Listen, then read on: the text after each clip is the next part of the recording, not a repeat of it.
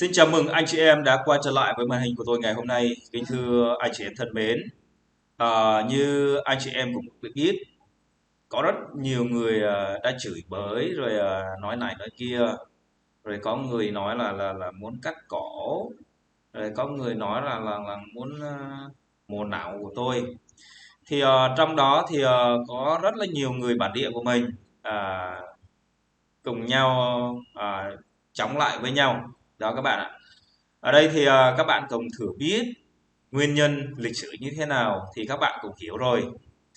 Trong thực tế, nếu mà không có lịch sử mà tại sao chúng ta lại phải dám lên tiếng, đúng không các quý vị?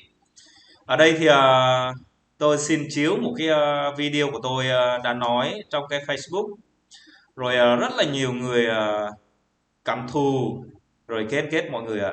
Mình hy vọng rằng là khi mà mình làm cái video thì mọi người có thể hiểu được một chút về cái nhận thức của mình để tiến vào cái lịch sử nhân loại, cũng như là à, lịch sử người thượng của tôi. Ngày hôm nay thì tôi xin xem xét quy trình về cái vấn đề cái sự bình luận của khán giả cũng như là toàn thể người sắc tộc Tây Nguyên đang rình ru, rồi sau đó là nói xấu tôi và nói xấu mọi người các bạn ạ. Ở đây thì như cụ thể thì tôi nói trong video clip thì như thế này các bạn. Đó. Các bạn ơi, có rất nhiều người người thượng hay là còn gọi là người bản địa của mình ở vùng Tây Nguyên Trung Phần của Việt Nam đã comment video của mình là nói như thế này các bạn. Nói cái thằng này á là cái thằng phản quốc, thằng phản động, cái thằng lưu vong phun rô ở nước ngoài. Đó. Tôi muốn hỏi tới quý vị rằng là như thế này. Các bạn nói tôi là người phản quốc hay là người phản động, hay là chia rẽ khối đoàn kết? Vậy tôi hỏi cái câu hỏi này của tôi đến các bạn và quý vị như thế này. Hồi xưa cái thời vua của chúng tôi là người Kinh không dám qua ở nước mình, ở nước Tây Nguyên, hay còn gọi là nước Nam Bàn, tiểu vương quốc Gia Lai.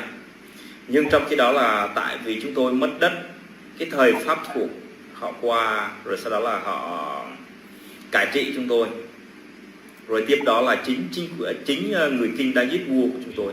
Đó. Cho đến thời bây giờ sau 1975, bố mẹ của chúng tôi là tham gia cách mạng, nhưng mà cuối cùng thì chúng tôi mất đất. Hiện tại tôi hỏi các bạn, ai là phản động, ai là khủng bố, ai là chia rẽ khối đoàn kết dân tộc ở Việt Nam?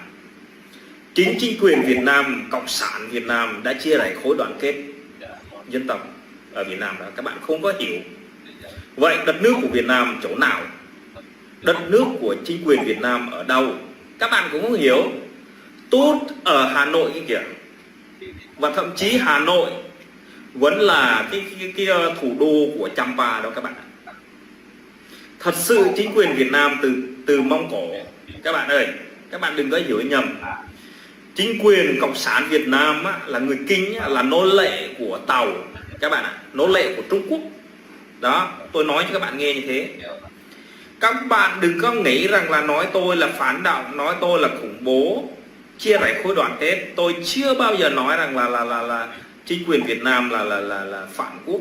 Chính quyền Việt Nam là cướp đất, giết dân Tây Nguyên, chứ không phải là Việt Nam tốt các bạn ạ. Các bạn phải hiểu như thế. Ai cướp đất chính quyền Việt Nam? Chính là Cộng sản Việt Nam cướp đất. Ai giết hại dân lành? Đó là chính quyền Cộng sản Việt Nam giết hại dân lành. Đó. Các bạn đừng có nghĩ rằng là các bạn nói muốn nói sao thì nói. Đó là cái câu mà các bạn vớ vào vớ vẩn. Các bạn nhìn cái bản đồ rồi các bạn biết đất nước của Việt Nam Cộng sản chỗ nào? Cộng sản là nô lệ Tàu, tức là nô lệ Trung Quốc. Các bạn không có hiểu điều đó, nhưng các bạn cứ chỉ ra là người Gia Lai phản động phản quốc. Người Gia Lai có quyền người ta đòi lại cái đất nước của mình. Người Gia Lai không phải là phản động, người Gia Lai không phải là khủng bố, người Gia Lai không phải là chia rẽ khối đoàn kết dân tộc, mà người Gia Lai đang tìm kiếm đoàn kết dân tộc. Người Gia Lai muốn tìm kiếm lại chính đất tổ tiên của mình. Người Gia Rai muốn lợi lại cái trị là đất Tây Nguyên của mình, đó là điều đó là không có sai. Người sai đây lại những người mà theo cái cộng sản ấy. Cộng sản cướp đất, cộng sản giết người, cộng sản tịch thu đất người dân không có lý do, đó là cái sai hiện tại bây giờ. Các bạn đừng có nói vớ vẩn vậy thôi nha. Mình xin cảm ơn. Vậy thưa các bạn, chúng ta sẽ đi vào những cái comment của mọi người. Ở đây thì tôi xin đọc vài comment để các bạn xem. Có rất nhiều, nói chung là họ rất là kết mình. Đó. Ở đây thì anh nên nhớ tất cả các dân tộc thế giới này là do Đức Chúa Trời điều hành, là có ý Chúa. Đó. Cái này cũng tương đối chống cái vấn đề đó. Về thứ hai nữa là Lê Tùng Crackpui. Nói gì nữa, bây giờ là người Tây Nguyên không nghèo, lời bọn mày nói đâu. Còn có vào cái nhiều thứ mà chúng ta có thể là đọc thêm nữa. Đất vua Thái, đất vua Mèo, đất vua Mường, đất vua Gia Rai, y nó đất của các dân tộc ở Việt Nam thì tự trị không phải là gồm về mối quan hệ. Tây Nguyên thằng ngu như tôi như tôi này, nếu khôn có tổng thống rồi. Đó các bạn nghĩ sao một người Gia Rai mà anh nói người Gia Rai hay là người gì đó, chắc mình nghĩ là người Gia Rai, thì anh nói thì kiểu như cái gì nhỉ, vô đạo đức đó, mình rất là buồn mọi người. Đó, và tiếp tục là Phục Quốc là do Việt Cộng chúng dựng lên để nhồi sọ bọn trẻ thành bò đô kẻ thù của Việt Cộng là Việt Nam chứ không phải là ngoại bang. Trung Quốc đánh Việt Nam, Campuchia đánh Việt Nam, nhưng Việt Cộng hân hoan mời họ duyệt binh. Có rất nhiều. Tôi cảm tạ Chúa và của sự thật. Ok, cái này là không có muốn đọc. Tại sao không chung sống với hòa bình, cố gắng làm ăn mà cứ nói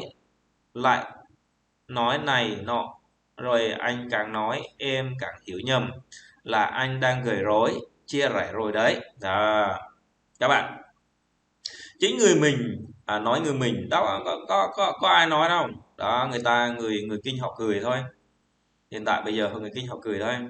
Bác Hồ lừa người dân Tây Nguyên đi tập kết ra miền Bắc trọng cái gì nhỉ? Trọng buôn làng. Tôi có siêu cho ra trăm dân, nhiều người khác có một ông lấy vợ dân tộc Mường ngoài Bắc. Nói thật bạn nhé, bạn nói năng theo kiểu vô căn cứ như này thì ai tin? Người dân bản địa hiện nay họ đang sống tốt với chính những mảnh đất mà họ đang giữ gìn, và có người giàu hơn người Kinh, người nghèo thì được nhà nước hỗ trợ và giáo dục, bảo hiểm y tế, vay vốn làm ăn. Bạn làm được gì ngoài những cái câu chuyện nói bậc quốc, làm như mình hiểu biết lắm. Đúng là quá thất vọng với loại người như bạn. Đây các bạn, chúng ta thất vọng hay không đó là một cái vấn đề, đúng không ạ? Nhưng mà ở trong nước rất là thất vọng về tôi, nhưng mà ở ngoài nước thì họ cũng cảm ơn về những cái điều tôi nói. Tuy rằng là văn của tôi dở hay là học thức của tôi kém, nhưng mà có một phần đó nó đúng với cái lịch sử của mình, đúng không ạ các bạn? Đó, các bạn phải hiểu như thế, đúng không ạ? Rồi cảm ơn những ai mà hiểu về những điều tôi nói. Ở đây nữa, có họ mày mới biết mặc cái quần cái áo, chứ giờ không còn đóng khố. Đó các bạn, cái này là phi bán cái văn hóa của người ta. Người ta đeo khố hay là đeo cái gì đó là quyền của người ta, nhưng mà nói về cái người Kinh thì nô lệ của Tàu mà các bạn, nô lệ của Trung Quốc. Đó, nô lệ Trung Quốc thì các bạn cũng đã từng biết rồi đó. Thì đâu có đất nước đâu, chỉ là nô lệ còn hơn Đông Khố đúng không các bạn? Đông Khố thì bình thường có đất, có cái gì, có nói chung là có núi rừng, có mái nhà. Còn nô lệ thì là làm nô lệ thì các bạn cũng đã biết rồi đó. Người ta bảo lấy cái gì thì mình làm lấy cái đó, người ta bảo chết thì mình chết. Đó các bạn, đúng không ạ? Đó, cái câu mà câu chuyện ngày hôm nay thì mình xin dừng tại đây. Mình sẽ làm một cái video clip tiếp theo, đọc những cái bình luận của những người đã bình luận và xem các bạn có ý kiến như thế nào thì mời các bạn và quý vị comment vào cái YouTube của mình. Rồi có cái gì thì xin đừng quên cho mình một like nhé. Mình xin cảm ơn.